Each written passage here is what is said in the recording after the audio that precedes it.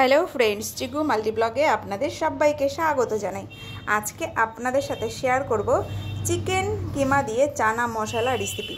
তার জন্য প্রথমেই এই চানা মটরটাকে 6-7 ঘন্টার জন্য ভিজিয়ে রাখবো। তারপর প্রেসার কুকারে একদম কম ফ্লেমে দিয়ে 3টে সিটি দিয়ে নামিয়ে নেব।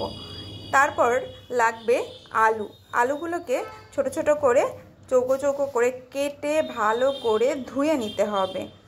আর লাগবে আদা, পেঁয়াজ, রসুনের একটা আমি পেস্ট করে নিয়েছি।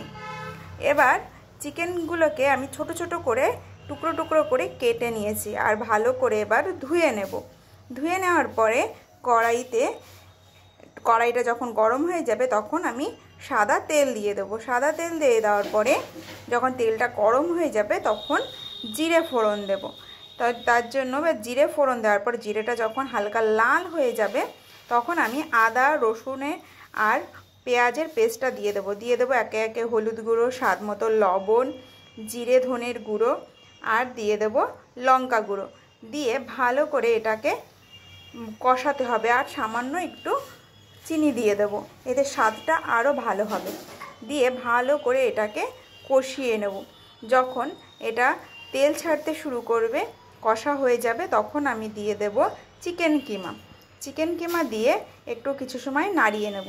নাড়িয়ে নেওয়ার পরে যখন এটা দেখবে হালকা হালকা লেগে যাবে, তারপর দিয়ে দেব কেটে রাখা আলু। দিয়ে আবার কিছুক্ষণ এটাকে ভালো করে কষিয়ে নেব। কষিয়ে নেব যখন, তখন দেখবেন হালকা হালকা এটা থেকেও তেল ছাড়বে, গায়ে গায়ে লেগে যাবে। তার জন্য ভালো করে এটাকে কষিয়ে নিতে হবে। এটা কিন্তু খেতে দারুণ টেস্টি। রুটি বলুন কিংবা লুচি, গরম গরম খেতে দুর্দান্ত লাগে। এবার দিয়ে দেব সিদ্ধ করে রাখা চানা মটর। দিয়ে এটাকে কিছু সময়ের জন্য ফুটতে দেব। একটু ভালো করে নাড়াচাড়া করে নেব।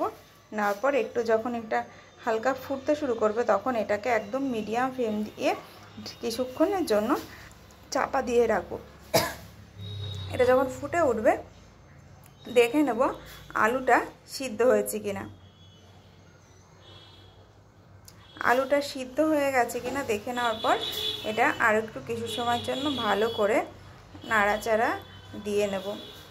এটা কিন্তু আপনারা খুব সহজেই তৈরি করতে পারেন। শীতের দিনে বা বৃষ্টি বর্ষার বাদলের দিনে এটা কিন্তু খেতে দারুণ লাগে।